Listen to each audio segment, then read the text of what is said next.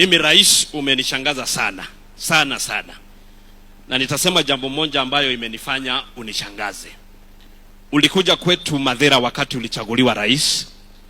Kuna barabara ilikuwa imekaa miaka mingi sana pale kwetu Mathira, barabara ya kutoka kwa Wambui kwenda Karandi kwenda Wamunyoro, ukakuja ukajenga hiyo barabara, mheshimiwa rais.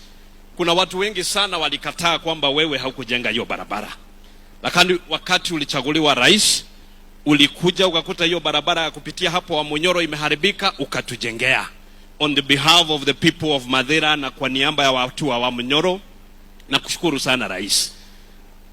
Kwa ile ingine umenishangaza, umeenda pale Ukambani ukakuta barabara ya kwenda Seikulu imeishi miaka mingi na vumbi. Kiongozi wa hapo amekuwa mbunge miaka 30, amekuwa minister miaka 20, amekuwa naibu wa rais wa Mwai Kibaki miaka 5, na hiyo barabara imeishi bila kujengwa. Rais, umenichangaza sababu umeenda hapo Seikuru ukaamrishwa hiyo barabara pia ijengwe. Nataka kukuuliza rais, kwa heshima, hawa viongozi wote ambao wanasema kwa maredio kwamba hakuna kazi inafanywa, wajengee barabara za kwenda kwao, kwa sababu wakati walikuwa uongozini walishindwa kujenga barabara za kwenda kwao nyumbani. Endelea kuwajengea mpaka waone ile kazi ambayo unafanya. Asanteni sana na Mungu awabariki.